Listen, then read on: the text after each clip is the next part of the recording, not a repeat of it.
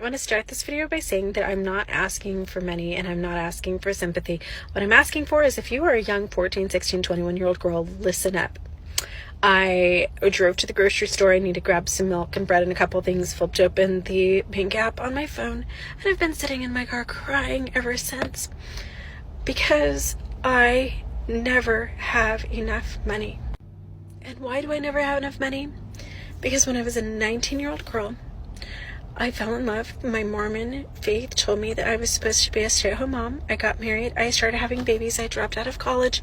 I never had a career. My only jobs that I ever had in life were a waitress at the Olive Garden and managing a pretzel maker in a mall. Oh, my first couple years of marriage, I decided that I wanted to be an entrepreneur, so I bought a windshield business. I was 20.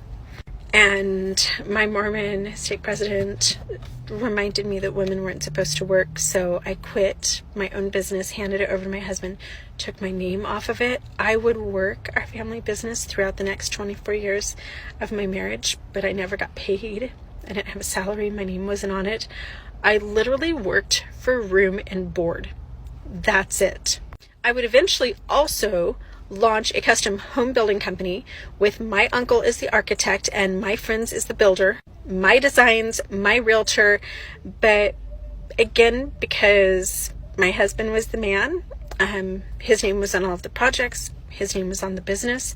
I remember one of the last custom homes that I built, we sold it and made about a $260,000 profit. That money all went into his bank account. I didn't even have a bank account. I should have said that in the beginning. I never had a bank account. He would give me little envelopes of cash to go grocery shopping with. Anyway, that house sells, the money goes in the bank. I just asked if I could buy myself a piano with the money. I had worked on building that house for 2 years. All of the money went into his bank account. Nothing was under my name. I got a piano and I got a free house to live in. And I got groceries. So I found myself divorced at age 44 just 5 years ago, and within just a few months I was living in my car while he made about $250,000. He would eventually quit that job so that he wouldn't have to pay alimony and child support. He has only paid alimony one time ever in the 5 years since we've been divorced. Once ever. Right after my divorce, I remember being really confident about my ability to get a job, so I put together a resume. I remember one of the first interviews that I had, this management position for a windshield company, similar to the one that we had run. And the man actually laughing as he was interviewing me, like he was really sympathetic. He wasn't being a douchebag, but he was laughing. And he's like, so let me get this straight. You helped manage your family windshield business with your husband, but you were mostly a stay-at-home mom, and all you did was like the marketing and the hiring, firing, and some of the strategy for the business. But it became really apparent that I needed so many more skills to have any type of management job. I couldn't even work the basic computers. He told me in the interview, please don't apply for any more jobs like this. You are not qualified at all. You're not capable of doing this unless you go back to school and get your degree or get some different experience. And so I ended up, my first job after my divorce was $11 an hour, 4 hours a day, working as an assistant to a school teacher in an elementary school. I made $44 a day. For 24 years, I lived in $1 million homes.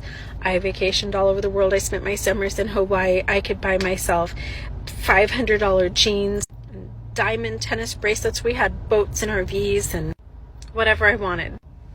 And it never bothered me once that my financial security was dependent on that man being in love with me. I never realized that him liking me or not liking me or finding me sexy or attractive or interesting determined whether or not my children could eat, whether or not I could buy myself a fucking jug of milk and a loaf of bread. So I had my 5th surgery in 2 years, 2 weeks ago, and I'm supposed to be in bed resting, and I can't because I worked 7 days a week since my divorce 5 years ago, which is why I'm covered in paint and looking like crap.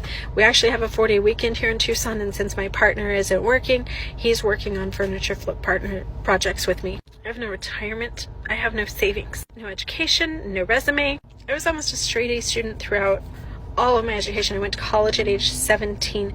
I had dreams for my future. I'm working so hard to get myself out of just perpetual side hustle hell. There's not a day that goes by that I don't wonder why. Why I didn't have a fucking backup plan. Why my kids eating and having stability was dependent on a romantic relationship. Why nobody told me to put money in the bank? Why nobody told me, don't have babies until you have an education and some experience. Don't have so many kids. I wish somebody had told me to put my name on our vehicle loans and to put my name on our houses. I wish somebody had told me that it's okay to put those babies in daycare for a couple days a week and go to college and have a job. And I think I need to do an entire Trad Wife sequel, because you can be happy and rich and loving your life like Ballerina Farm until the guy walks out. I want you guys to imagine for a minute, even rich Hannah. If Deanna walked out, if all of his financial backing and he had to sell the farm, and then what does she have? Find another rich boy to marry?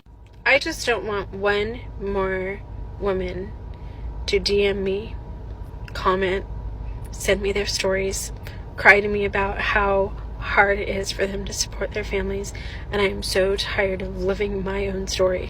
We have to make this stop. Raise your daughters to be financially independent. Focus on their futures and educations just as much as you focus on your sons. I wish that someone had done that for me.